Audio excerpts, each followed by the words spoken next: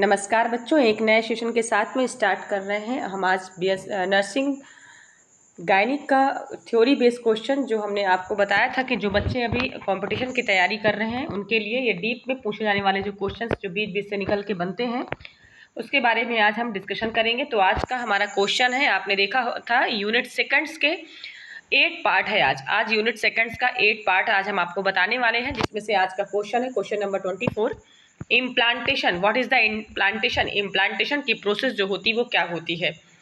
तो इम्प्लांटेशन का आंसर हम देखेंगे। Implantation is the process of the embryo attaching itself to uterine wall, uterine lining. Implantation and nidation occur in the compact layer of secretory endometrium on the anterior or posterior wall of uterine cavity near fundus after 6 days of fertilization on 20 days of regular menstrual cycle.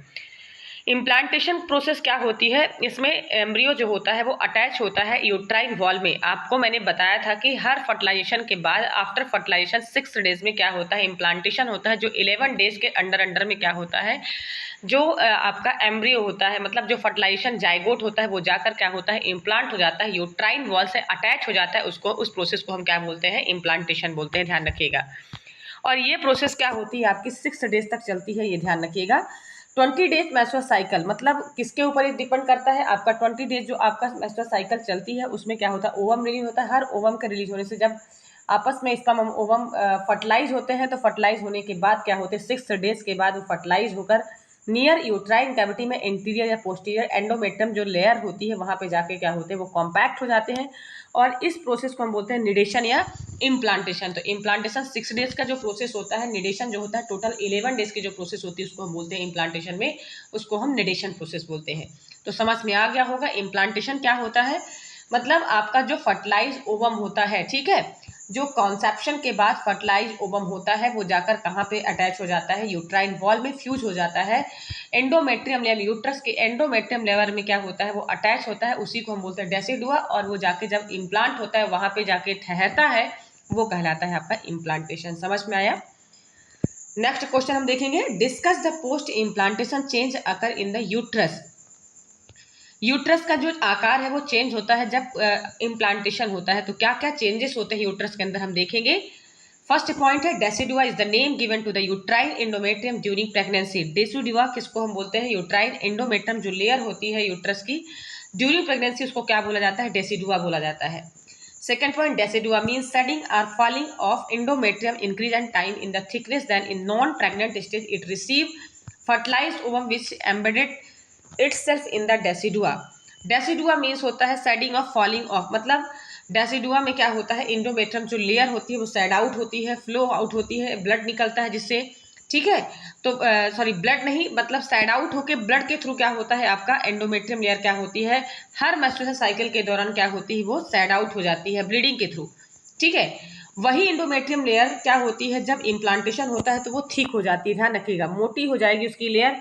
ये कब होती है, non pregnant stage में होता है, जब pregnancy नहीं होती है तब होता है। लेकिन जैसे ही फर्टिलाइज ओवम रिसीव करता है यूट्रस, वहाँ पे इम्प्लांट होता है, तो उस लेयर को हम बोलेंगे एंडोमेट्रियम। जो लेयर होती है यूट्रस की सबसे इनर लेयर होती है एंडोमेट्रियम, जिसमें मैंने आपको बताया था 3 लेयर यूट्रस की होती है, आपका पेरीमेट्रियम, मायोमेट्रियम और endometrium. Perimeter outer layer, inner layer आपका हो जाएगा मायोमेट्रियम, क्या होगा, मिडिल लेयर होगा, और इनर लेयर इंडोमेट्रियम। वही इंडोमेट्रियम लेयर क्या कहलाती है आपकी प्रेगनेंसी के दौरान, डेसिडुआ। अब इसके बाद थर्ड पॉइंट हमारा है, ऑस्ट्रोजन हार्मोन्स आपका रिलीज होता है ओवरी से। इसका फंक्शन क्या होता है, increase the structural growth, influence chorionic gonadotropin hormones. इस किसको इंक्रीज करता है आपका, under the growth of the chorionic gonadotropins को। प्रोस्ट्रोजन हार्मोन्स क्या करता है, activity of the glands, increase करता है साइज ऑफ ब्लड वेसल्स को, और इंडोमेट्रियम को क्या बनाता है, स्पंजी और सॉफ्ट बनाता है, ठीक है। ये तो हो गया आपका प्रोजेस्टेरोन हार्मोन्स के फंक्शन। देन इसके बाद ovum not only implant but also get to nutrition from the decidua. Ovum ना तो केवल इम्प्लांट होता है बल्कि ये क्या करता है, न्यूट्रिशन प्रोवाइड करता है, किसको, डेसिडुआ को। समझ में आया आपको, ठीक है। मतलब केवल इम्प्लांट बस नहीं होता है यूट्रस में, ये क्या करता है, टोटली न्यूट्रिशन भी प्रोवाइड करता है, किसको, डेसिडुआ को, एंडोमेट्रियम लेयर। मतलब सॉरी, ओवम इम्प्लांट नहीं होता, डेसिडुआ प्रोवाइड करता है किसको, ओवम को। ध्यान रखिएगा, ओवम नहीं, ओवम तो ऑलरेडी क्या होता है, वहाँ पे इम्प्लांट हुआ है, लेकिन न्यूट्रिशन जो प्रोवाइड कर रहा है कौन कर रहा है, आपका डेसिडुआ प्रोवाइड कर रहा है, किसको, ओवम को। ठीक है। अब इसके बाद हम देखेंगे एरिया ऑफ डेसिडुआ। डेसिडुआ का जो एरिया होता है वो क्या क्या कहलाता है। तो सबसे फर्स्ट होता है decidua basalis, decidua capsularis, decidua vera of, या तो फिर डेसिडुआ पैराइटलिस बोलते हैं। अब देखेंगे डेसिडुआ बैसिलिस क्या होता है। This is the decidua beneath the site of implantation of the embryo, it lies immediately above the myometrium and remain unchanged. This part of decidua is the maternal contribution to the placenta. It regenerates from the new endometrium during the puerperium.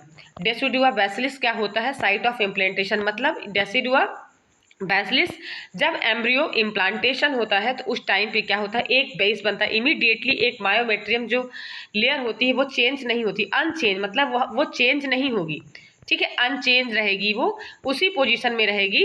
जो endometrium layer होती है वो क्या होती है, आपकी decidua part में divide होता है। Maternal contribution of placenta, maternal contribution जो प्लेसेंटा होता है उसके कंट्रीब्यूशन में हेल्प करता है। और इंडोमेट्रियम लेयर में क्या करता है, एक नई लेयर क्या होती है, फॉर्म होती है ड्यूरिंग प्यूपेरियम स्टेज में, तो उसको हम बोलते हैं आपका डेसिडुआ बैसिलिस बोलेंगे। समझ में आया। एक नई कवरिंग लेयर, मतलब एक न्यू एंडोमेट्रियम क्या होती है, बनती है, फॉर्म होती है, उसी को डेसिडुआ बैसिलिस बोलते हैं। कैप्सुलरिस क्या होता है, decidua surrounding the reminder of the embryo that serve the covering between the embryo and uterine cavity. अभी जो प्लेसेंटा और मैटरनल के बीच जो कॉन्ट्रीब्यूशन था उसको फॉर्म करने का काम था किसका, डेसिडुआ बैसिलिस का। डेसिडुआ कैप्सुलिस क्या होता है, रिमाइंडर एम्ब्रियो और यूट्राइन कैविटी के बीच जो कवरिंग होती है उसको हम क्या बोलते हैं, डेसिडुआ कैप्सुलरिस बोलते हैं, जो क्या करता है, फीटल ग्रोथ में हेल्प करता है। ठीक है, the decidua capsularis the uterine cavity and fuses with the decidua parietalis. Decidua जो कैप्सुलरिस होता है वो क्या होता है आपका, uterine cavities fuse the decidua parietalis. Uterine cavity क्या होती है आपकी, डेसिडुआ कैप्सुलरिस और डेसिडुआ पैराइटलिस आपस में क्या होते हैं, दोनों फ्यूज होते हैं यूट्राइन कैविटी के बीच में। समझ में आया। मतलब आपका डेसिडुआ कैप्सुलरिस और पैराइटलिस क्या होते हैं, आपस में जुड़े हुए होते हैं। यूट्राइन कैविटीज जो आपकी डेसिडुआ कैप्सुलरिस होती है एंड 4 ऑफ मंथ, मतलब जब 4 मंथ की जो प्रेगनेंसी हो जाती है उसके एंड तक में क्या होती है, टोटली लेयर बन जाती है, उसको हम बोलते हैं डेसिडुआ कैप्सुलरिस। ठीक है। इसके बाद पैराइटलिस क्या होती है, decidua lining rest of the uterine का, मतलब लेयर तो बन चुकी है and of the 4th month में, उस टाइम पे क्या होता है, जब वो लाइनिंग बन जाती है, जब वो लेयर बन जाती है, उसके बाद यूट्राइन कैविटी क्या होती है, रेस्टिंग पोजीशन में होती है, रेस्ट करती है, उस लाइनिंग को हम क्या बोलेंगे, डेसिडुआ पैराइटलिस या डेसिडुआ वेरा। समझ में आया। तो ये तो एरिया हो गया डेसिडुआ के। अब हम देखेंगे लेयर ऑफ द, नेक्स्ट हमारा जो पॉइंट है लेयर ऑफ द डेसिडुआ। कितनी लेयर होती है, 3 लेयर होती है, the basement layer, the spongy layer, the compact layer. सबसे पहले हम देखेंगे, अभी तो हमने देखा एरिया कहाँ कहाँ पे डेसिडुआ का होता है। सबसे पहले होता है आपका बैसिलिस, उसके बाद कैप्सुलरिस, उसके बाद आपका क्या हो गया, पैराइटलिस या वेरा। देन इसके बाद लेयर में होता है basement layer, spongy layer, compact layer. Basement मतलब आधार होता है जो, ठीक है। ड्यूरिंग प्रेगनेंसी क्या होता है, प्यूपेरियम स्टेज में एक नई इंडोमेट्रियम रिजनरेट हो जाती है, उसको हम बोलते हैं बेसमेंट लेयर या अनअल्टर्ड लेयर। अनअल्टर्ड लेयर होती है, एक मसल्स लेयर फॉर्म हो जाती है यूट्रस में, वो क्या कहलाता है आपका बेसमेंट लेयर। स्पंजी लेयर क्या होती है, जैसे ही आपका बेसमेंट लेयर तैयार होता है उसके बाद जो टोटरस आपका डायलेटेड ग्लैंड होती है, जिसको बोलते हैं डेसिडुअल सेल्स या stroma cells, in last during pregnancy में क्या होती है, बड़ी हो जाती है, इसको बोला जाता है decidual reaction. This reaction living advancement of chorionic villi to spongy layer up to labor. Placenta remains embedded in the loose spongy layer of the decidua, which becomes separated from the labor during 3rd stage, just like postage stamp attached to the line of the perforation. ये spongy layer जो होती है labour के through क्या होता है, जैसे ही labour का टाइम आता है तो स्पंजी जो लेयर होती है डेसिडुआ की वो क्या होती है, लूज हो जाती है। ध्यान रखिएगा, लूज हो जाती है, और जैसे लूज होती है तो जो डेसिडुआ अगर लूज हुई तो उस समय जो सेपरेटेड होता है आपका प्लेसेंटा, वो धीरे धीरे क्या होता है, 3rd स्टेज ऑफ लेबर में क्या होता है, डिटैच हो जाता है, मतलब वहाँ से वो अटैचमेंट उसका हटता है। ठीक है। और लाइनिंग ऑफ द परफोरेशन की लाइनिंग में क्या होता है, धीरे धीरे वो डिटैच होना शुरू हो जाता है 3rd स्टेज ऑफ लेबर में। समझ में आया। स्पंजी लेयर का क्या वर्क होता है, तो एक तो सबसे पहले तो स्पंजी लेयर का काम होता है, एक प्रकार का डेसिडुअल सेल स्टोरमा सेल से क्या होता है, ये फॉर्म होता है, प्रेगनेंसी के टाइम पे धीरे धीरे क्या होता है, ये बढ़ता जाता है। ठीक है। कोरियोनिक विलाई का एक एडवांसमेंट एक लेयर होती है ये, और ये रिएक्शन कब देखने को मिलता है, जब थर्ड स्टेज ऑफ लेबर होता है तो प्लेसेंटा क्या होता है, लूज स्पंजी लेयर के साथ साथ में धीरे धीरे वो क्या होता है, जो सेपरेट होता है थर्ड स्टेज ऑफ लेबर में, वो जस्ट लाइक स्टाम्प डिटैच होने लगता है लाइनिंग ऑफ द परफोरेशन के टाइम पर क्या होता है, धीरे धीरे वो डिटैच होना शुरू हो जाता है। तो ये तो हो गया spongy layer. Compact layer, this layer most superficial layer of decidua which adjacent to the uterine cavity closely pack coat and neck of gland. ये क्या करता है, कॉम्पैक्ट लेयर का वर्ग क्या होता है, ये closely packed coat neck of gland, glands के क्या होता है, ये नेक में एक कवरिंग करके रखता है, कवर करके रखता है, पैक करके रखता है, उसको कोट तैयार करके रखता है। और सुपरफिशियली लेयर होती है किसकी, ये डेसिडुआ की, ध्यान रखिएगा, कॉम्पैक्ट लेयर। तो 3 लेयर होगी, बेसमेंट लेयर, स्पंजी लेयर और कॉम्पैक्ट लेयर। चलिए अब नेक्स्ट क्वेश्चन हम देखेंगे, what is the embryo. Embryo इसके पहले मैंने आपको बताया था, देखिएगा, embryo developing of spring till 8 week of implantation. जो 8 वीक की जो इम्प्लांटेशन होती है प्रेगनेंसी, उसको हम बोलते हैं एम्ब्रियो। ग्रीक वर्ड जो एम्ब्रियो होता है उसको हम बोलते हैं स्वेलिंग, ध्यान रखिएगा, स्वेलिंग बोला जाता है ग्रीक वर्ड से एम्ब्रियो को। Refers to the growing organism from the second 8 week of its life. ठीक है, जो एम्ब्रियो होता है वो रिफर्स करता है growing organism from the second to 8 week of its life. ठीक है, तो ये ग्रो करता है सेकंड वीक ऑफ लाइफ में। ठीक है, 8 वीक में, देखिए फर्स्ट वीक तो होता है आपका 4 वीक का, सेकंड वीक ऑफ जो एंड ऑफ लाइफ होता है उस टाइम पे क्या होता है, एम्ब्रियो धीरे धीरे बढ़ता है, तो वो क्या कहलाता है, आपका फीटस कहलाता है। इसके बाद देन नेक्स्ट क्वेश्चन हम देखेंगे, describe in detail of fetal development. अब हम फीटल डेवलपमेंट के बारे में पूरा डिटेल पढ़ेंगे। While determining the age of fertile, देखिए फीटल डेवलपमेंट आपको पढ़ना है जब से बच्चा फर्टिलाइज होता है, फर्टिलाइज ओवम के बाद कैसे एम्ब्रियो बनता है, किस तरह से वो फीटस बनता है, कैसे ब्लास्टोसिस्ट होता है, कैसे मोरुला फॉर्म होता है, तो ये सारे आपको पढ़ना होगा stages. While determining the age of fertilized ovum or embryo, length, weight, period of gestation and the degree of development is considered.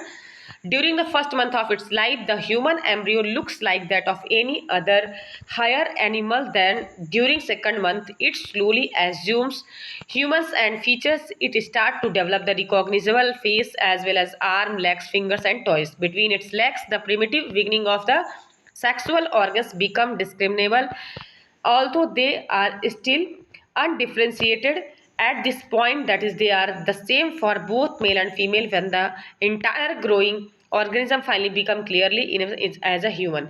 मतलब फीटल का जो डेवलपमेंट होता है, सबसे पहले मैंने आपको बताया कि ओवम फॉर्म में रहेगा, एम्ब्रियो रहेगा, उसके बाद length, weight, period, gestation, degree of development consider करेगा इस पर। First month of life embryo क्या होता है, एनिमल जैसा शेप में होता है। ठीक है, सेकंड मंथ ऑफ लाइफ में हम देखेंगे ह्यूमन जैसा फीचर्स देखने को मिलेगा। इसके बाद फेस, नेक, लेग, टोइस क्या होते हैं, उसके रिकॉग्नाइज होते हैं कि ह्यूमंस के ही है। ठीक है, इसके बाद पता चलता है कि मेल है कि फीमेल है। तो इस तरह से फीटल डेवलपमेंट हम आगे देखेंगे। तो आपको हम पॉइंट में थोड़ा समझाएंगे, इधर पे देखिएगा। पोस्ट फर्टिलाइज इवेंट, जब बच्चा फर्टिलाइज, जब मतलब ओवम फर्टिलाइज हो जाता है तो क्या क्या देखो, 0 आवर्स में क्या होता है, फर्टिलाइज होता है, 2 सेल फॉर्म होता है 24 आवर्स में, जाइगोट का 4 सेल बनता है आपका 42 आवर्स में, देखते जाइएगा, 12 सेल बनता है 72 में, मोरुला फॉर्म होता है आपका 96, मतलब 4 डेज, ध्यान रखिएगा 4 दिन में, ये 4 दिन का होगा, ये 3 डेज का होगा, ये 2 डेज का होगा, ये आपका पूरा 1 डेज का होगा, वो 0 आवर्स का हो गया। और 5 डेज में ब्लास्टोसिस्ट बनता है, जो बॉल शेप में मैंने आपको बताया था। 7 डेज में इम्प्लांटेशन हो जाता है, 6 और 7 डेज में। और निडेशन की जो प्रोसेस होती है वो 11 डेज का कहलाता है, जिसको इम्प्लांटेशन हम कंप्लीटेड बोलेंगे। 12th डेज में प्राइमरी विलाई होता है, trophoblastic layer, secondary villi 16 days में, 21 में टर्सरी, फीटल हार्ट रेट और कोरियोनिक फ्रोंडसम, और 40 to 50 डेज में आपका क्या बनता है, साइटोलेडॉन्स बनता है, लोब ऑफ प्लेसेंटा के लोब बन जाते हैं। और 71 से लेकर 267 डेज में क्या बनता है, आपका फीटल का पूरा स्टेज बनता है, मतलब फीटल कैसे ग्रो करेगा, किस तरह से फ्लोटिंग करेगा, कैसे उसका हार्ट बीट चलेगा, मतलब टोटल ऑर्गन्स डेवलप हो जाते हैं। उसके बाद फीटल धीरे धीरे क्या होता है, बढ़ना स्टार्ट हो जाता है, उसका वेट ग्रो अप करता है। समझ में आया? तो इस तरह से हो गया आपका पोस्ट फर्टिलाइजेशन, मतलब आफ्टर फर्टिलाइजेशन के बाद किस तरह से बच्चा ग्रो करता है यूट्रस में, मदर के यूट्रस में। इस तरह से ये पूरे स्टेज बताए गए हैं। ठीक है, डे बाय डेज का। इसमें हम देखेंगे डेवलपमेंट ऑफ फीटस का, हम first trimester, second trimester, third trimester. चलिए हम फर्स्ट देखते हैं, first trimester. During first trimester 3 month of pregnancy होती है। ठीक है, 3 month, first month, second, third month, 3 month की जो प्रेगनेंसी होती है उसको हम बोलते हैं first trimester. The product of conception grow from the just visual speck to the fertilize ovum. Embryo जो होता है आपका, the all organs are form heart and so beat. इसमें क्या होता है, ऑर्गन्स जो आपका हार्ट होता है वो बीट करना स्टार्ट कर देता है 3 मंथ ऑफ प्रेगनेंसी में। इफेक्ट ऑफ मोस्ट ड्रग और मोस्ट इन्फेक्शन जो होता है सबसे ज़्यादा इसी पीरियड में, जो एम्ब्रियोनिक पीरियड जो फर्स्ट ट्राइमेस्टर का होता है, इसमें सबसे ज़्यादा इफेक्ट देखने को मिलता है, क्योंकि इस टाइम पे क्या होता है, ऑर्गन का डेवलपमेंट होता है, तो सबसे ज़्यादा इफेक्ट इसी टाइम पीरियड में देखने को मिलता है।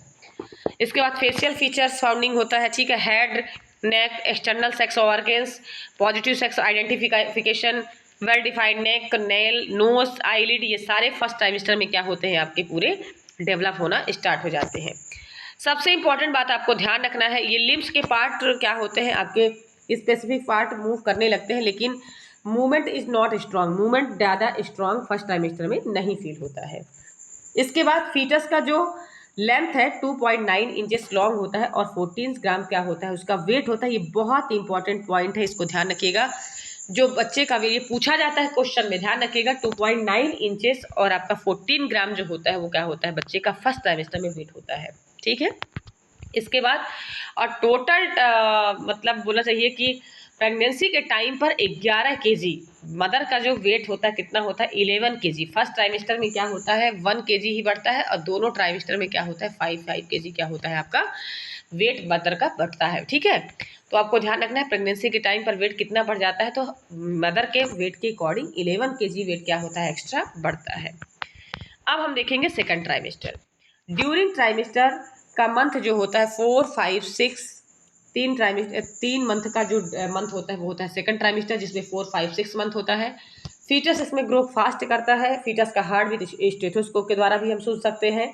उसमें तो केवल सोनोग्राफी के द्वारा पता चलता है फर्स्ट ट्राइमेस्टर में, लेकिन इसमें हम स्टेथोस्कोप के द्वारा भी क्या कर सकते हैं, सुन सकते हैं। वर्निक्स कैसियोसा फॉर्म हो जाता है, जो कि बच्चे के स्किन में होता है, जो कि क्या करता है बच्चे के स्किन को प्रोटेक्ट करके रखता है, रिंगल से बचाता है, इस पिंक कलर का वहाँ पे अपीयर्स रहता है, ठीक है। और जो बच्चा मेल है कि फीमेल ये डिनोट होता है।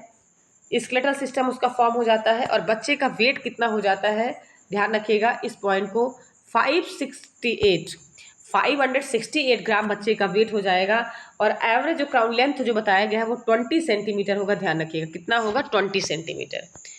अब हम देखेंगे third trimester. Third trimester 7th, 8th, 9th 3 month का क्या होता है आपका थर्ड ट्राइमेस्टर, जिसमें से skin whitish, pink, sucking reflex stronger, testis और स्क्रोटम क्या होते हैं मेल के फॉर्म हो जाते हैं। बोन्स ऑफ स्कल और former comes closer to the sutures line, जो स्कल्स की बोन्स होती है, जो स्यूचर्स लाइन्स होती हैं वो क्या होती हैं क्लोज हो जाती है, उसमें दिखाई देता है, सॉरी उसमें क्या होते हैं फॉर्म हो जाते हैं। लाइटनिंग अगर हो जाती है, और बच्चे का जो वेट होता है वो कितना होता है, बच्चे का वेट 3000 ग्राम, और कितने सेंटीमीटर लॉन्ग हो जाता है बच्चा, तो 31 सेंटीमीटर क्या होता है बच्चा लॉन्ग हो जाता है, ध्यान रखिएगा, ठीक है। तो ये तो हो गया आपका डेवलपमेंट ऑफ फीटल, किस तरह से बच्चे का डेवलपमेंट होता है, क्या स्टेज होता है, किस ट्राइमेस्टर में क्या ग्रो अप करता है, कितना वेट होता है। तो 14 ग्राम आपका फर्स्ट में होता है, 568 आपका सेकंड में होता है, 3000 किस में होता है थर्ड ट्राइमेस्टर में। ये इंपॉर्टेंट फैक्ट है, ध्यान रखिएगा। नेक्स्ट हम देखेंगे what is the placenta. Placenta is the fleshy structure. Next question हम देखेंगे, placenta is a fleshy structure which is partly fetal and partly maternal in origin. It is connected with through umbilical cord and the maintained pregnancy. Placenta क्या होता है, flashy structure होता है, एक partly fetal का एक पार्ट होता है, मैटरनल ऑरिजिन, जो मैटरनल ऑरिजिन से फॉर्म होता है, मैटरनल जब प्रेगनेंसी के टाइम पे ये फॉर्म होता है ये ऑर्गन्स, और कनेक्ट होता है बच्चे में अम्बिलिकल कॉर्ड के थ्रू, जो मेंटेन करता है प्रेगनेंसी को। प्लेसेंटा सपोर्ट करता है डेवलपिंग ऑफ एम्ब्रियो, प्रोवाइड करता है ऑक्सीजन फूड, क्या क्या प्रोवाइड करता है बच्चे को, एम्ब्रियो को ऑक्सीजन और फूड प्रोवाइड करता है, और प्रोटेक्ट करता है इन्फेक्शन से, किसी प्रकार का टॉक्सिक सब्सटेंस मतलब बच्चे को हार्मफुल अफेक्ट ना करे, ये किसका काम होता है, प्लेसेंटा का वर्क होता है। अब हम देखते हैं टाइप्स ऑफ प्लेसेंटा, किस टाइप के प्लेसेंटा किस में प्रेजेंट होते हैं। तो डिफ्यूज एपिथेलियल कोरियल जो प्लेसेंटा होता है वो होता है हॉर्स एंड पिग्स में देखने को मिलता है। साइटोलेडनरी इपिथेलियो कोरियल जो होता है वो रूमिनेट, कैटल, सीप, गोट्स और डियर में प्रेजेंट होता है। जोनरी इंडोथेलियो कोरियल ये carnivorous, dog, cat and ferret में प्रेजेंट होता है। डिस्कोइड हीमोकोरियल जो होता है आपका human apps, monkey and rodent में क्या होता है ये प्रेजेंट होता है। इस टाइप के क्या होते हैं आपके सारे प्लेसेंटा अलग अलग फॉर्म में। तो ह्यूमन में आपको याद रखना, ह्यूमन से याद रखना है हेमी ब्लड, ठीक है। हेमिकोरियल डिस्कॉइड, ह्यूमन और मंकीज में क्या प्रेजेंट होता है, haemochorial discoid, haemochorial discoid type का क्या होता है प्लेसेंटा इसमें प्रेजेंट होता है। चलिए, ये तो हो गया प्लेसेंटा और प्लेसेंटा का फंक्शंस और क्या वर्क, कितने टाइप्स के प्लेसेंटा होते हैं, ये हो गया। अब हम देखेंगे describe the development of placenta. अब हमको देखना है प्लेसेंटा किस तरह से वर्क करता है बच्चे में, जब फीटस ग्रो अप करता है तो कैसे वर्क करता है, कैसे सर्कुलेशन में हेल्प करता है। तो the small projection that appear on trophoblastic layer of blastocyst proliferate and branch from the about 3 weeks after fertilization forming the chorionic villi. The villi becomes most profuse in the area where the blood supply is richest, that is in the basal decidua. Placenta का most work जो होता है वो trophoblastic layer से क्या होती है, blastocyst से प्रोलिफरेट होता है, एक ब्रांच निकलती है आफ्टर 3 week। आपने देखा होगा 8 week का तो एम्ब्रियो कहलाता है, लेकिन आफ्टर 3 week फर्टिलाइजेशन के बाद एक ब्लास्टोसिस्ट लेयर बनती है, जिसमें से ट्रोफोब्लास्टिक लेयर होती है ब्लास्टोसिस्ट की, उससे एक ब्रांच निकलती है, प्रोलिफरेट होता है, वो क्या होता है आपका फॉर्मिंग होता है कोरियोनिक विलाई और प्लेसेंटा।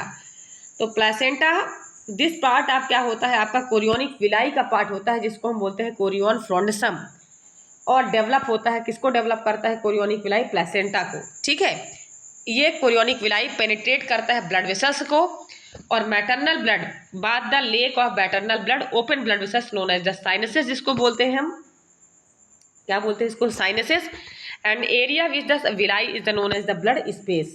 इसको एरिया को क्या बोला जाता है, इसका साइनसेस एरिया को क्या बोला जाता है, blood space. Majority of villi circulate maternal blood and obtain nourishment. Few chorionic villi attached to the decidua known as the anchoring villi. देखिए, मेजोरिटी जो होती है कोरियोनिक विलाई की मैटरनल ब्लड को क्या करता है, वह नरिशमेंट प्रोवाइड, मैटरनल जो ब्लड होता है और नरिशमेंट प्रोवाइड करता है कौन, कोरियोनिक विलाई।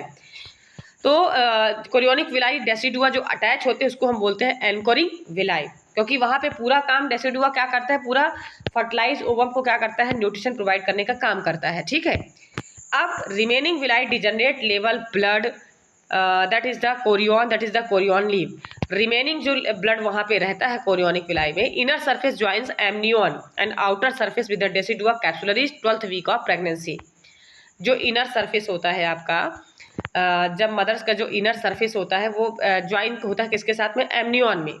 ठीक है, तो आउटर सरफेस क्या होता है, डेसिडुआ कैप्सुलरिज के द्वारा क्या होता है, जो आउटर सरफेस होता है डेसिडुआ कैप्सुलरीज, जो आपने पढ़ा था अभी, जो लेयर पढ़ा था आपने डेसिडुआ का, तो डेसिडुआ जो कैप्सुलरीज एरिया होता है वो ज्वाइंस होता है किसके साथ में, एमनियन के साथ में, और वो कितने टाइम पर, 12 week ऑफ प्रेगनेंसी के टाइम पर। Each chorionic villi subdivide until the filament. These consist of the inner layer of cytotrophoblast, center of the villus contain mesoderm and blood vessel contain the fetal। पूरा development बताया जा रहा है, ध्यान रखिएगा, placenta का पूरा वर्क है यहाँ पे। These 4 layer obstruct certain sustain of the maternal blood, prevent mixture maternal fetal blood unless villi are damaged। मतलब जो विलाई वहाँ पे प्रेजेंट होता है, अनलेस जो विलाई होता है वो डैमेज हो जाता है, और ये प्रिवेंट करता है किसी भी प्रकार का, मान लीजिए मिक्सअप हो या किसी प्रकार का कोई हार्मफुल टॉक्सिक हो, उसको क्या करता है, उसको आने के लिए वो रोकने का काम करता है, प्रिवेंट करता है। और प्लेसेंटा कंप्लीटली फॉर्म या फंक्शन में वर्क कब करता है, तो ध्यान रखिएगा 10 week of gestation. After gestation मतलब जैसे ही प्रेगनेंसी कंसीव होती है 10 week के बाद क्या होता है, प्लेसेंटा फुल फॉर्म में। ये देखिए पूरे इंपॉर्टेंट पॉइंट्स है। 12 week में क्या करता है, प्रेगनेंसी में ज्वाइंस कर लेता है आपका एमनियन, ठीक है, इनर सरफेस ऑफ, और 10 week में प्लेसेंटा पूरा फंक्शंस में आ जाता है। और बिटवीन 12 to 20 weeks प्रेगनेंसी में placenta weight equal more than fetus. 12 and 20 week की प्रेगनेंसी जो होती है, प्लेसेंटा का जो वेट होता है इक्वल हो जाता है किससे, फीटस के इक्वल हो जाएगा, या उससे ज़्यादा भी हो जाता है कभी कभी। ठीक है, in the later month of pregnancy cytotrophoblast and syncytotrophoblast gradually degenerate and disappear। कुछ मंथ के बाद, प्रेगनेंसी के बाद क्या होता है, जो साइटोट्रोफोब्लास्ट एंड सिंसियोट्रोफोब्लास्ट क्या होते हैं, धीरे धीरे क्या होते हैं, डिजनरेट एंड डिसअपियर होने लगते हैं। समझ में आया, क्योंकि 10 week में तो फुल फंक्शंस में आ जाता है, 12 to 20 वीक प्रेगनेंसी में प्लेसेंटा क्या होता है, उसका जो वेट होता है वो इक्वल हो जाता है बच्चे, और बच्चे से ज़्यादा भी हो जाता है या तो इक्वल हो जाएगा, ठीक है। और कुछ मंथ के बाद क्या होता है, साइटोट्रोफोब्लास्ट सेंसियोट्रोफोब्लास्ट क्या होते हैं, धीरे धीरे डिजनरेट होने लगते हैं, धीरे धीरे डिसअपियर होना स्टार्ट हो जाते हैं। इसमें देखिए कुछ स्ट्रक्चर बताया गया है, आप लोग देखिएगा प्लेसेंटा का सर्कुलेशन कैसे होता है। तो ये तो हो गया प्लेसेंटा, मैंने आपको बताया था। और ये आपका प्लेसेंटा जो होता है, तो प्लेसेंटा के अंदर सेप्टम, डेसिडुआ, बैसिलिस, हाइमोट्रियम, एंडोमेट्रियल वेन्स, एंडोमेट्रियम आर्टरीज, ये पूरा देखिए एंडोमेट्रियम लेयर का पूरा वर्क होता है आपका यूट्रस में, ठीक है, इनर लेयर जो होती है। अब दोनों साइड प्लेसेंटा में देखिए एमनियन और कोरियन होते हैं, ठीक है, ये आप देखिए एमनियन एंड कोरियन। एमनियन और कोरियन जस्ट क्या करते हैं, ज्वाइंस करते हैं। ज्वाइंस किसको करते हैं, अम्लाइकल आर्टरीज और वेन्स के लिए। और जो क्या करता है, कनेक्ट करता है फीटस के में, ठीक है, जो किसको कनेक्ट करता है, फीटस में, ठीक है। फीटस को क्या करता है, टोटली ये फीटल के सर्कुलेशन में हेल्प करता है, जिसमें 2 आर्टरीज 1 वेन होती है। देखिए ये मोटी सी जो वेन गई है यहाँ पे, ये देखिए यहाँ पे ये क्या होती है, अम्लाइकल वेन होती है। देखिएगा ये जो मोटी सी गई है लाइन, ये क्या है, अम्लाइकल वेन। और ये दो जो लाइन निकल के गई है वो आपका अम्लाइकल आर्टरी, क्योंकि प्लेसेंटा में पूछा जाता है कितनी आर्टरी और कितनी वेन होती है, तो टोटल 3 होती है, 2 आर्टरीज और 1 वेन। ध्यान रखिएगा 2 आर्टरीज और 1 वेन पाई जाती है। तो कितनी ब्लड वेसल्स होती है प्लेसेंटा में, तो 3 ब्लड वेसल्स होती है, 2 आर्टरीज और 1 वेन। जो फीटल के सर्कुलेशन में सबसे ऊपर देखिए दिया हुआ है, यहाँ पे फीटल के सर्कुलेशन में क्या करती है, हेल्प करती है, ठीक है। ये तो हो गया प्लेसेंटा का सर्कुलेशन, कैसे ब्लड सर्कुलेशन होता है प्लेसेंटा के अंदर।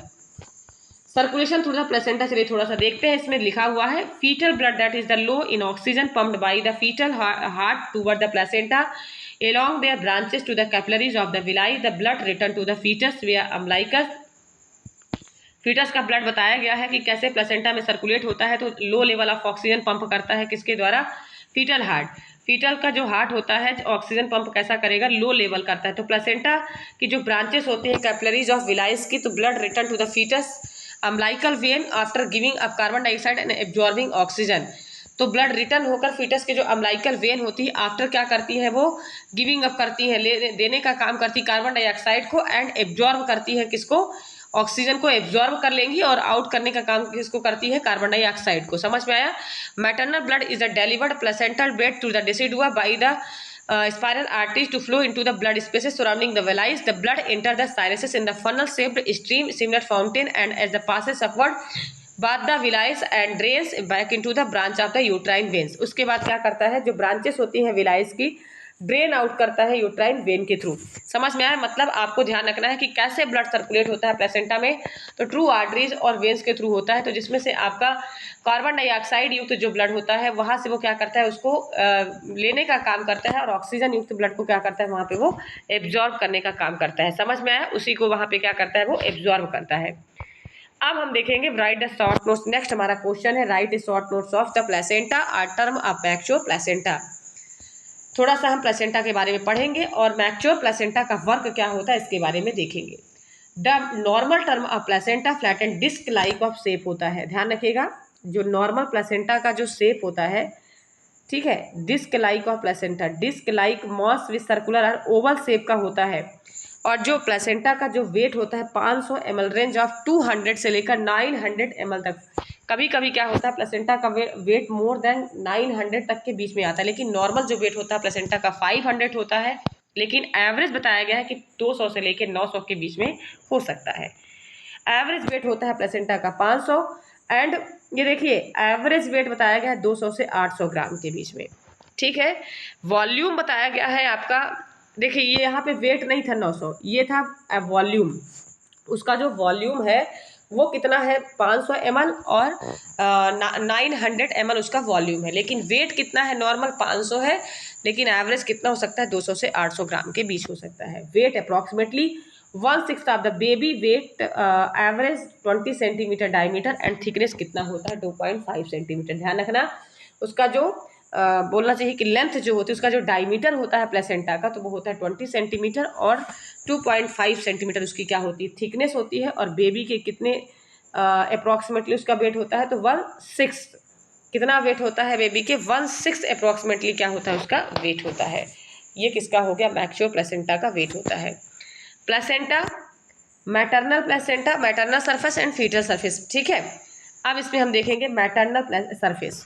It is the bluish reddish in colour made of chorionic villi. Maternal surface का जो प्लेसेंटा होता है, it is the bluish red in colour made up of chorionic villi. The maternal surface is the finally granular and divided into 15 to 30 lobes. Maternal surface में finally कितने lobes होते हैं उसमें, तो 15 से लेके 30 लोब होते हैं किसमें, प्लेसेंटा में।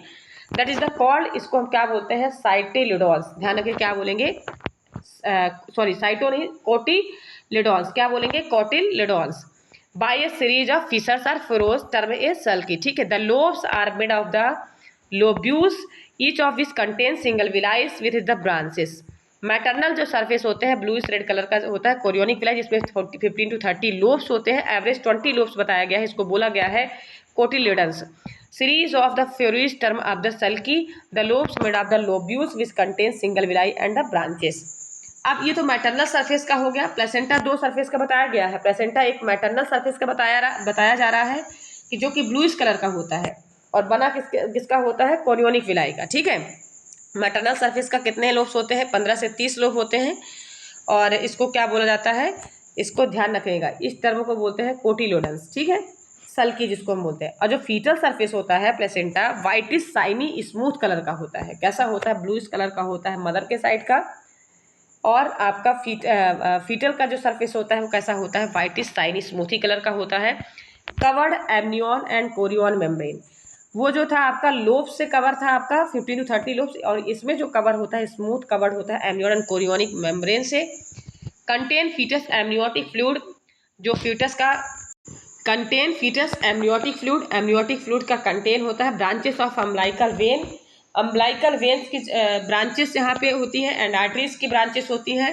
अम्बिलिकल कॉर्ड से क्या होता है, ये कनेक्ट होता है आपका, ठीक है, the centre of the surface. और ये कहाँ पे होता है, इंसर्ट होता है सेंटर ऑफ द सरफेस। अब हम आपको बताते हैं इसमें किस तरह से मैटरनल सरफेस का और फीटल सरफेस का प्लेसेंटा बताया जा रहा है, ध्यान रखिएगा। तो अभी देखिए यहाँ पे मैंने आपको बताया था, ये आपका मैटरनल सरफेस का होगा, ये आपका फीटल सरफेस का हो गया। फीटल सरफेस में आपको मैंने बताया था कि जो आपका एमनियन एंड कोरियन होता है उससे मिलकर आपका बना होता है फीटल सरफेस। और जो कोरियोनिक विलाई होती है आपकी, वो क्या होता है, मैटरनल सरफेस को बनाता है। 2 आर्टरीज और 1 वेन होती है आपकी फीटल सरफेस में, और वहाँ पे पूरा रोल आपका होता है विलाई का, ध्यान रखिएगा। ये 15 to 30 लोब्स होते हैं, ठीक है।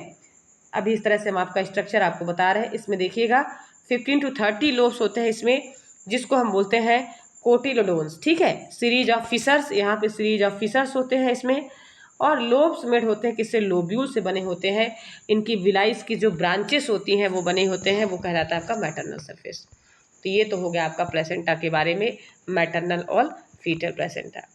अब हम देखेंगे list of abnormalities of placenta. Placenta के अंदर क्या एबनॉर्मलिटीज देखने को मिलती है, फंक्शन ऑफ प्लेसेंटा, प्लेसेंटा का क्या फंक्शंस होता है उसके बारे में हम पढ़ेंगे अभी। तो क्या क्या एबनॉर्मलिटीज देखने को मिलती है। Placenta truly is an organ of life with a number of function design to provide for and protect the fetus. The placenta does almost all the function for the fetus and efficiency all its functions depend on the uterine blood flow। Placenta का जो abnormalities के बारे में बताया जा रहा है, क्या क्या प्लेसेंटा, तो प्लेसेंटा तो सभी को मालूम है कि organ of life with number of functions design provide the protect for the fetus. Fetus को प्रोटेक्ट करता है, इंपॉर्टेंट रोल होता है फीटस के ग्रो अप में किसका, आपका यूट्राइन ब्लड फ्लो करता है कहाँ पे, बच्चे के अंदर, ठीक है। तो क्या क्या फंक्शंस प्लेसेंटा का होता है, क्या क्या रोल देखने को मिलता है बच्चे के लिए, तो ध्यान रखिएगा। आपका कितने पॉइंट है, 6 पॉइंट यहाँ पे बताए गए हैं। सबसे पहला होता है न्यूट्रिशन प्रोवाइड करता है और स्टोरेज करता है, ठीक है। एक्सक्रीशन करता है, मतलब न्यूट्रिशन प्रोवाइड करेगा, स्टोरेज करेगा, जो भी मतलब वेस्टेज चीज़ें उसको स्टोर करके एक्सक्रीट आउट करेगा। प्रोटेक्ट करता है, इंडोक्राइन सिस्टम का काम करता है, ठीक है, जैसे कि यूरिन को पास आउट करना, एक्सक्रीशन का भी काम करता है। और अंदर सर्कुलेशन का काम इंडोक्राइन सिस्टम का भी वर्क करता है, जैसे मेटाबॉलिज्म की प्रोसेस, ये सारी प्रोसेस किसमें करता है, आपका इंडोक्राइन सिस्टम का भी वर्क करता है।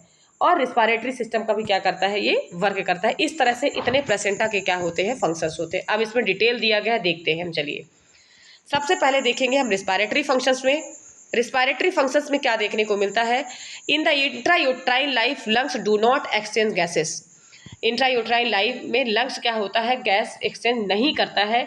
इस समय ऑक्सीजन का पूरा काम mother haemoglobin simple diffusion and carbon dioxide का काम जो करता है इम्प्योरिटीज कवर का करता है, ऑक्सीडेटेड ब्लड को कलेक्ट करने का काम करता है, तो कौन करता है आपका अम्बिलिकल वेन्स करती है।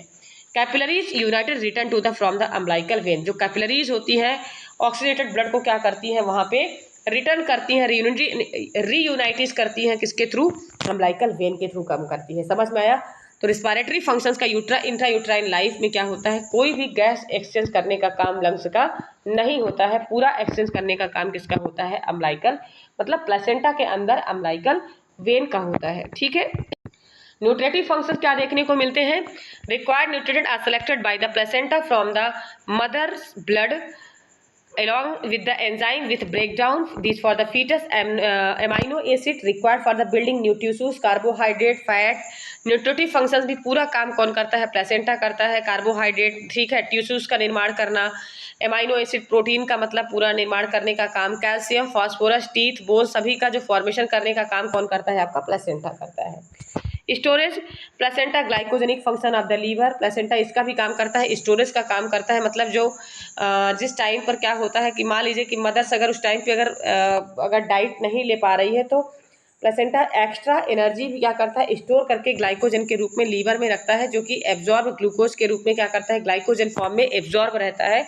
और जैसे ही अगर बच्चे को उस टाइम पे न्यूट्रिशन नहीं मिलता तो वही जो एब्जॉर्ब ग्लाइकोजन होता है वो क्या करता है, बच्चे को ग्लूकोज देने में हेल्प करता है। इसके बाद excretory functions, intrauterine life very little amount of product produce of the wastage, catabolic process होता है, यह प्रोड्यूस वेस्ट करता है, waste given placenta taken away from the uterine and ovaries veins, किसके थ्रू ये करता है, प्लेसेंटा के थ्रू टेकन आउट होकर ये यूट्राइन यूट्रस के द्वारा क्या होता है, या ओवेरियन वेन के थ्रू क्या होता है, ये आउट होता है आपका वेस्टेज चीज़ें। ठीक है। Protective barrier functions in activation, placenta एक प्रोटेक्शन के रूप में काम करता है। जैसे कि मान लीजिए कि अगर कोई ड्रग्स अगर लेता है, जैसे एंटीसिफ्लिक ड्रग लिया, एंटीबायोटिक ले लिया, सल्फोनामाइड्स ले लिया, टेराटोजेनिक ड्रग्स अगर ले लिया, placenta teratogenic drugs cause fetal abnormalities, ध्यान रखिएगा, टेराटोजेनिक जो ड्रग्स होती है फीटल में एबनॉर्मलिटी ला सकती है।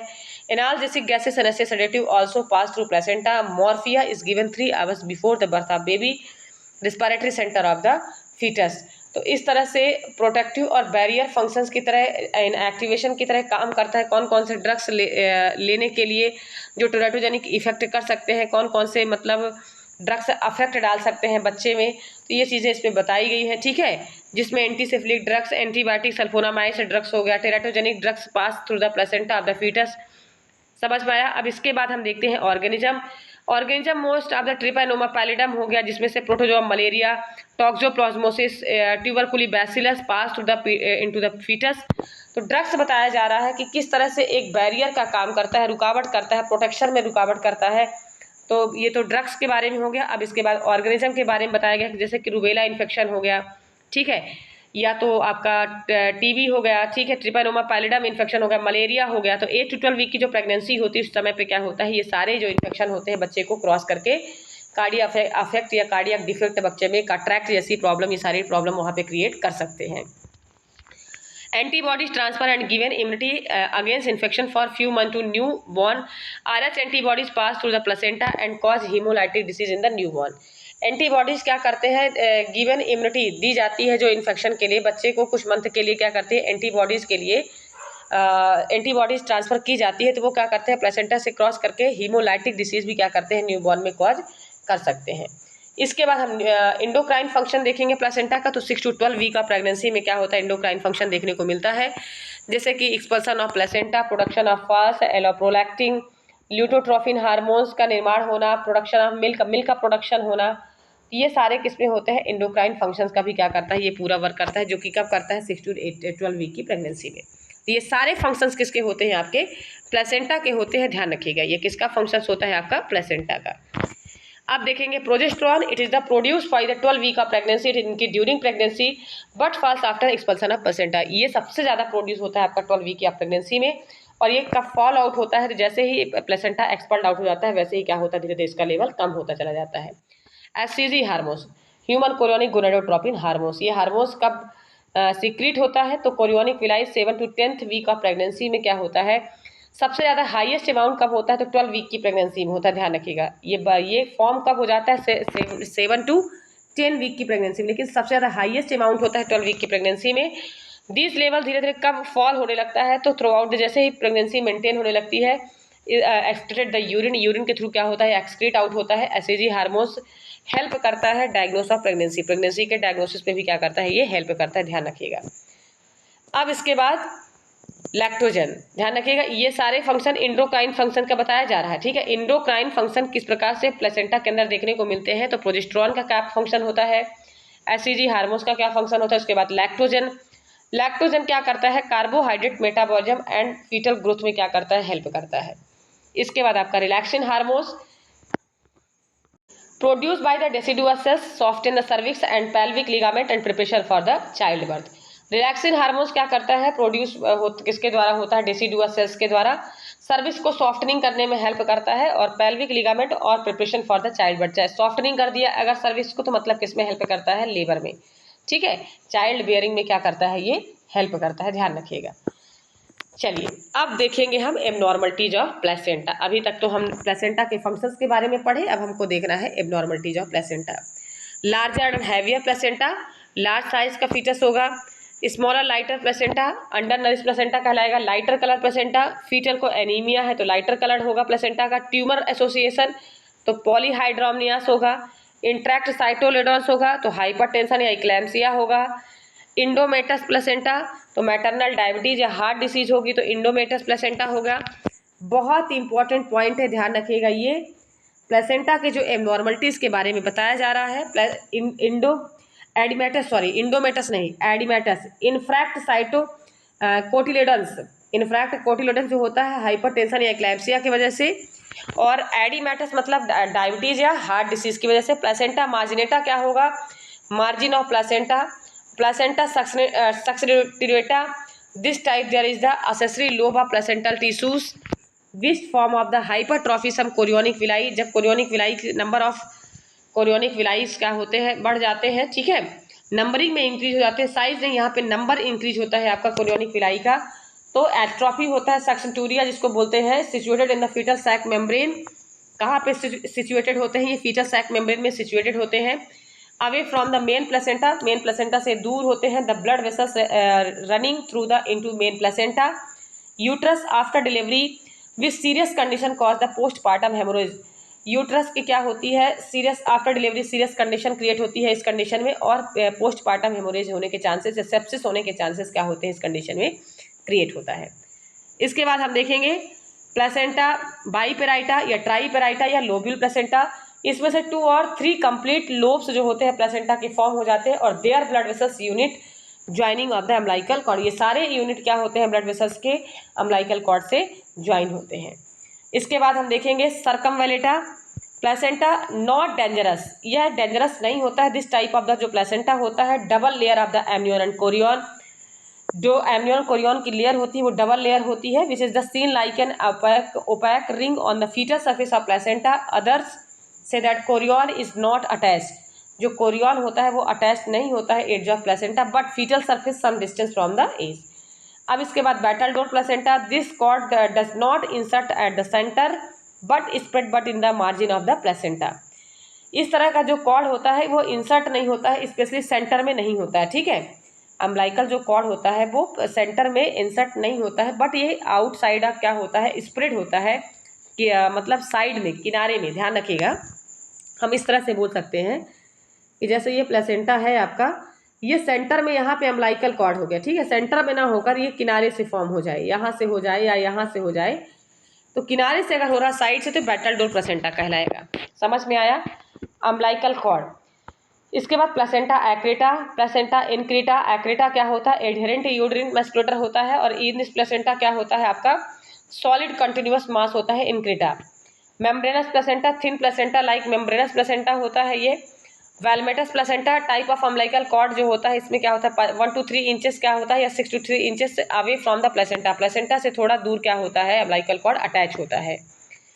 अब blood vessels from the fee placenta previa, तो प्लेसेंटा प्रीविया और एब्रेप्सियो प्लेसेंटा मैंने आपको बताया था। प्लेसेंटा प्रीविया क्या होता है, partially Holi in the lower segment of the uterus. Early detachment of placenta आपका एब्रेप्सियो प्लेसेंटा कहलाता है। और लोअर सेगमेंट में क्या होता है, lower segment of placenta, lower segment of placenta क्या होता है, अटैचमेंट होता है, वो क्या कहलाता है आपका प्लेसेंटा प्रीविया। इस प्रकार से मैंने आपको बताया 16 टाइप्स ऑफ प्रॉब्लम, आप देखते जाइए 16 type of problem placenta previa. फिर से हम रिपीट करेंगे।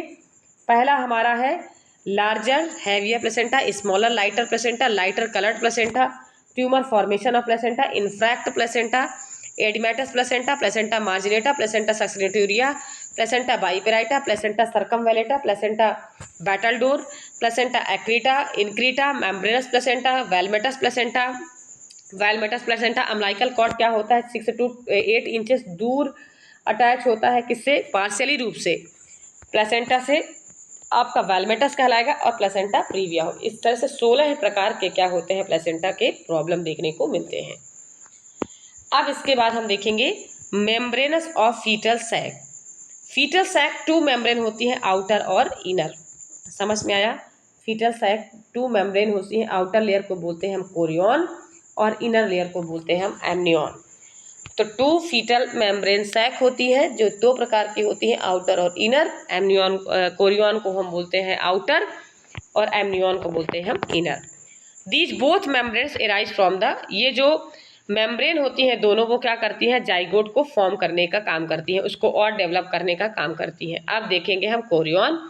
This outer layer of the membrane structure with the major branching umbilical vessels. Chorion consist of the 2 layers, outer form ectoderm और trophoblast and inner is the somatic mesoderm. Ectoderm और mesoderm ध्यान रखिएगा, 2 नाम तो याद ही रहेगा आपको, एक्टोडर्म या ट्रोफोब्लास्ट बोलेंगे, इनर को बोलेंगे हम somatic mesoderm. Within with this layer the amnion, this is the contact, the trophoblast is made of the cytotrophoblasts and the syncytiotrophoblasts।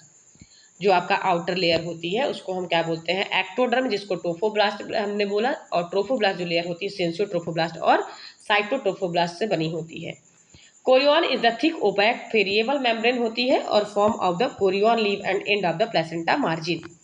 ये कहाँ पे फॉर्म होती है, तो प्लेसेंटा मार्जिन का जो एंड पोर्शन होता है वो कहाँ पे होता है, वहाँ पे जाके ये लीव करता है कोरियन। और एमनियन जो होता है एक ऐसा मेम्ब्रेनस सैक होता है जो प्रोटेक्ट करता है किसको, फीटस को। कोरियन जो होता है अटैच होता है प्लेसेंटा से, एमनियन होता है किसको कवर करने का काम करता है, एम्ब्रियो को प्रोटेक्ट करने का काम करता है आपका एमनियन। समझ में आया, ठीक है। तो कोरियन क्या होता है आपका प्लेसेंटा में, और एमनियन किस में होता है, फीटस को कवर करने का, प्रोटेक्ट करने का काम। स्मूथली होता है ये, lining of the amniotic sac होती है इसमें, जिसको हम बोलते हैं बैग ऑफ वाटर। फ्लूइड इसमें कलेक्ट होता है जिसको बैग ऑफ वाटर बोला जाता है, ध्यान रखिएगा। फ्लोटिंग करता है बच्चा इसमें। 5th वीक के बाद बच्चा क्या करता है, क्विकनिंग जो होती है वो किसके माध्यम से होती है, आपकी एमनियोटिक फ्लूइड की वजह से। बच्चा उसी में तैरता रहता है, उसी फ्लूइड ऑफ वाटर में। और ये क्या करता है, एक्सटर्नल अगर कोई बच्चे के यूट्रस में कोई प्रेशर अगर पड़ता है या कोई भी अगर वहाँ पे हार्मफुल अगर प्रेशर पड़ता है तो बच्चे को उससे क्या मिलता है, प्रोटेक्शन मिलता है। लिक्वर एमनियोटिक इंक्रीजफुल क्वांटिटी, जो सबसे ज़्यादा अगर एमनियोटिक फ्लूइड की जो क्वांटिटी होती है जो फ्लोट करता है बच्चा, तो इसमें बताया जा रहा है कि up to 6 week of 7th month की जो प्रेगनेंसी होती है उसमें उस एंड ऑफ द प्रेगनेंसी के टाइम पर जो बच्चे का एमनियोटिक फ्लूइड जो एमनियोटिक फ्लूइड टोटल कनेक्ट होता है वो कितना होता है, 1 लीटर होता है, ध्यान रखिएगा। कितना होता है, 1 लीटर। और इसमें बच्चा फ्रीली क्या करता है, मूव करता है। The later stage pregnancy protected by the risk of the injury. और यह क्या करता है, एमनियोटिक फ्लूइड का स्पेशली वर्क होता है रिस्क ऑफ इंजुरी को क्या करता है, वो मेंटेन करता है, प्रोटेक्ट करता है। अब हम देखेंगे फीटल मेम्ब्रेन, कोरियन और एमनियन। कोरियन जो होती है वो होती है आपकी आउटर मेम्ब्रेन और एमनियन होती है आपकी inner membrane. Primitive ectoderm trophoblastic cell जो होता है आपका आउटर मेम्ब्रेन, और आपका सोमैटिक मेजोडर्म जो होता है वो होता है आपका इनर मेम्ब्रेन। फीटल जो मेम्ब्रेन होती है, ध्यान रखिएगा, आपका कोरियन और एमनियन। कोरियन मैंने आपको बताया कि आपका आउटर मेम्ब्रेन होती है, और एमनियन जो होती है आपकी क्या होती है, इनर मेम्ब्रेन होती है। कोरियन आउटर मेम्ब्रेन जो होती है वो कितने टाइप्स की होती है, तो 2 टाइप्स की होती है आपकी। Inner membrane somatic mesoderm, primitive ectoderm जो ट्रोफोब्लास्टिक मेम्ब्रेन होती है। इसके बाद हम फंक्शंस देखेंगे। फीटल मेम्ब्रेन का फंक्शंस क्या होता है, membranes fetus protect amniotic sac from infection, protect करता है, contain liquor amniotic, help in the cervical dilatation. Fetal का जो मेम्ब्रेन होता है क्या क्या हेल्प करता है, ध्यान रखिएगा। एमनियोटिक्स फ्रॉम इन्फेक्शन, इन्फेक्शन से रोकने का काम करता है। एक तो एमनियोटिक सैक प्रोटेक्ट करता है। लिक्वर एमनियोटिक फ्लूइड हेल्प करता है सर्वाइकल डायलेशन में ड्यूरिंग लेबर के टाइम पर। और rich source of the glycerol phospholipid contain arachidonic acid जो होता है प्रिकर्सर के रूप में क्या करता है, ये वर्क करता है आपका। तो इस प्रकार से फंक्शंस हो गया फीटल मेम्ब्रेन का, समझ में आया। देन इसके बाद हम देखेंगे right short notes of amniotic fluid. Amniotic fluid क्या होता है, एक प्रकार का लिक्वर एमनी फैंटली एल्कलाइन वाटरी होता है, एसिडिक नहीं होता, ध्यान रखिएगा। ये कैसा होता है, फैंटली एल्कलाइन वाटर होता है amniotic sac. And free movement of fetus, fetus इसमें क्या करता है, फ्री मूवमेंट करता है। इंक्रीजिंग अप टू, कब ये इंक्रीज होता है, सबसे ज़्यादा 7th वीक ऑफ प्रेगनेंसी में क्या होता है, ये इंक्रीज होना स्टार्ट होता है। और कल इसका हम कॉन्स्टिट्यूएंट देखते हैं, क्लियर पेल एस्ट्रॉ कलर का होता है, क्लियर पेल एस्ट्रॉ कलर का फ्लूइड होता है ये।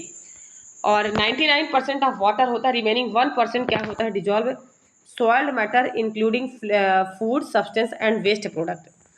99% क्या होता है आपका पेल स्ट्रॉ कलर का क्या होता है, एमनियोटिक फ्लूइड होता है। और 1% केवल वेस्ट फ्लूइड और सॉलिड मैटर क्या होते हैं उसमें प्रेजेंट होते हैं। In contain skin cells of foetus, cell shed by the foetus, vernix caseosa lanugo. ये किसका किसका बना होता है, क्या क्या चीज़ें उसमें प्रेजेंट होती हैं। तो फीटस का स्किन सेल्स का सेड आउट प्रेजेंट होता है, वहाँ पे वर्निक्स कैसियोसा होता है, लैनिगो होते हैं। और पीएच कितना होता है, ध्यान रखिएगा। तो पीएच होता है 7.2। क्यों, क्योंकि 7.35 टू 7.45 क्या होता है आपका एसिडिक या एल्कलिन होता है। और 7.25 से जो बिलो होता है आपका वो क्या कहलाता है आपका, जैसे कि वो क्या कहलाएगा आपका, मैंने आपको बताया था 7.35 और 7.45 क्या होता है आपका नॉर्मल पीएच होता है। लेकिन अगर 7 से कम जाता है तो वो एसिडिक कहलाएगा। लेकिन यहाँ पे 7 है तो ये एल्कलाइन कहलाएगा, ध्यान रखिएगा। तो जो एमनियोटिक फ्लूइड होता है उसका पीएच होता है 7.2। इंपॉर्टेंट फैक्ट है, ध्यान रखिएगा। Get information foetus condition with amniocentesis analyse fluid contain. किसी भी प्रकार का जब कोई इन्फेक्शन होता है तो हम एमनियोसिंथेसिस ही करते हैं, उसके माध्यम से हम पता लगाते हैं कि बच्चे में कोई एबनॉर्मलिटीज़ तो नहीं है। इसका इन्फॉर्मेशन लगाने के लिए, पता लगाने के लिए हम हमेशा एमनियोसिंथेसिस करते हैं। देन इसके बाद हम वॉल्यूम देखते हैं। Volume 8 week of pregnancy, end of the volume keep of the 38 weeks of pregnancy at term of the around 800 ml। और नॉर्मल जो वॉल्यूम होता है 1500 ml बताया गया है। नॉर्मल जो volume 800, volume more than 1500 the condition called polyhydramnios. Normal 800 बताया गया है और 1500 ml अगर होता है एमनियोटिक फ्लूइड का तो वो होता है आपका पॉलीहाइड्रोमियस। और जैसे ही 800 से कम, मान लीजिए 300 बोल दिया तो वो ओलिगोहाइड्रोमियस। 3 कंडीशन बताई गई, पॉली, नॉर्मल 800 और 300 से अगर कम है तो वो किस में चला जाएगा, ओलिगोहाइड्रोमियस में, ध्यान रखिएगा। समझ में आया, वो किस में जाएगा, ओलिगो में। देन इसके बाद हम देखते हैं source, flush both fetal maternal secreted by the amnion umbilical cord, fetal surface of the placenta, fetal urine from the 15 week of pregnancy. 15 week की जो प्रेगनेंसी होती है, फीटल का जो यूरिन हो गया, फीटल का सरफेस का जो आपका लैनिगो हो गया, वर्निक्स कैसियोसा हो गया, सारे सेड आउट होके क्या होते हैं एमनियोटिक फ्लूइड के द्वारा अम्बिलिकल कॉर्ड के थ्रू क्या होते हैं, वो सीक्रेट होते हैं। और amniotic fluid completely change replace every 3 hours, rate of the exchange 3 to. Amniotic जो फ्लूइड होता है कंप्लीटली चेंज कितने आवर्स में होता है, every 3 hour, rate exchange 300 to 400 ml per hour, ध्यान रखिएगा। बहुत इंपॉर्टेंट चीज़ है ये। Fetal urine from 15 week of pregnancy में क्या होता है आपका, फीटल यूरिन पास आउट करता है जो कि सरफेस ऑफ प्लेसेंटा में अम्बिलिकल कॉर्ड के थ्रू जाके कहाँ पे सीक्रेट होता है, एमनियोटिक फ्लूइड में। एमनियोटिक फ्लूइड कंप्लीटली चेंज कब कब होता है, तो एवरी 3 आवर्स में एक्सचेंज होता है। मिनिमम कितना, 300 to 400 ml per hour, 400 ml per hour तक क्या होता है, 3 आवर्स, एवरी 3 आवर्स में क्या होते हैं, वो एक्सचेंज होता रहता है एमनियोटिक फ्लूइड।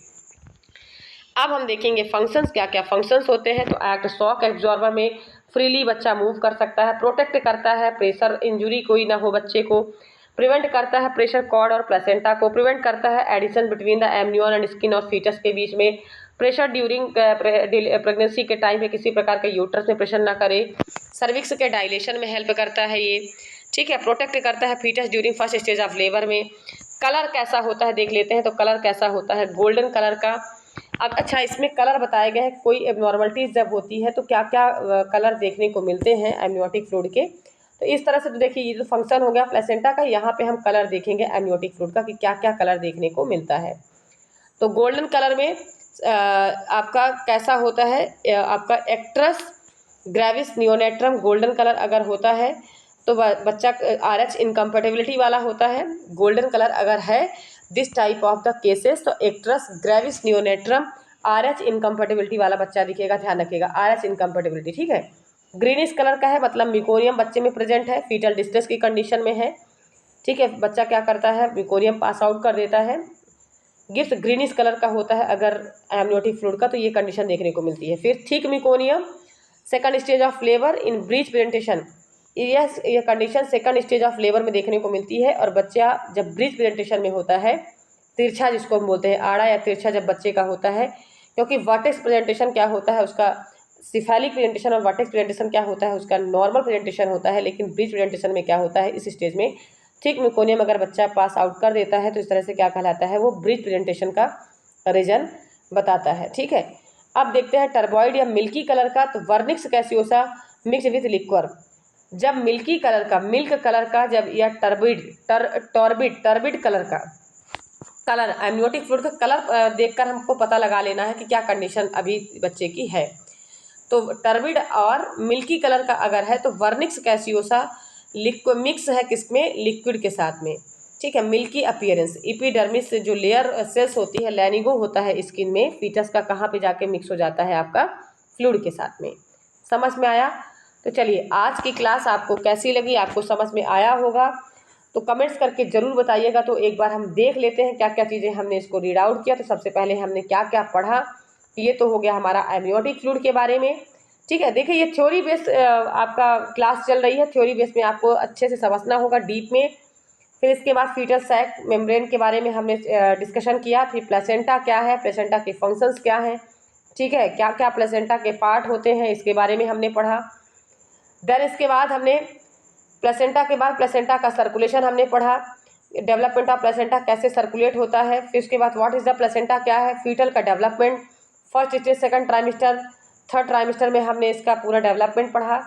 देन इसके बाद हमने इसके पहले क्या क्या पढ़ा था, तो क्या क्या डेसिडुआ क्या होता है, क्या इम्प्लांटेशन होता है, उसके बारे में हमने पढ़ा। और फर्स्ट हमारा जो पॉइंट था वो था इम्प्लांटेशन। तो चलिए ठीक है, आज की क्लास कैसे लगी, आज का सेशन इतना ही, धन्यवाद। एक नए थ्योरी बेस्ड क्वेश्चन को हम लेकर फिर से आएंगे और ज़्यादा से ज़्यादा बच्चे इसको वॉच करें, लाइक करें, शेयर करें, इस चैनल को उन बच्चों तक पहुंचाइए जो बच्चे थ्योरी बेस्ड क्वेश्चन अभी समझना चाहते हैं, जिन बच्चों को थोड़ा सा थ्योरी समझने में भी प्रॉब्लम होती है। क्योंकि देखिए आप शॉर्ट क्वेश्चन बहुत अच्छे से बहुत जल्दी पढ़ सकते हो, लेकिन थ्योरी जब तक आपको समझ में नहीं आएगी तो कुछ टाइम तक तो आप पढ़ोगे, उसके बाद फिर से आपको भूल जाएगा। अगर आपको परमानेंट मेमोरी में अगर चाहिए, अगर इसको सीखना है तो आप थ्योरी बेस्ड क्वेश्चन जरूर देखिए और हमारे चैनल को ज़्यादा से ज़्यादा लोगों को शेयर करिए, वॉच करिए। धन्यवाद, आज का सेशन इतना ही। हमारा चैनल है पूजा मिश्रा नर्सिंग क्लासेस, जरूर देखें, वॉच करिए। और जिन बच्चों को प्रॉब्लम होती है वो कमेंट्स करके जरूर बताइए हमको। जो बच्चे प्रिपरेशन कर रहे हैं, नॉर्थ सेट का हो गया, एम्स का हो गया, तो जब तक आप डीप का नहीं पढ़ोगे तो आप उसको क्लियर आउट नहीं कर पाओगे। क्योंकि बने हुए क्वेश्चन पेपर को पढ़ लेना बहुत आसान है, लेकिन जब तक आप थ्योरी नहीं पढ़ोगे, थ्योरी पढ़ना थोड़ा टफ जरूर है, लेकिन एक बार अगर आपका कॉन्सेप्ट क्लियर हो गया तो आप सारे क्वेश्चन ईजिली क्या कर सकते हो, सॉल्व कर सकते हो। धन्यवाद।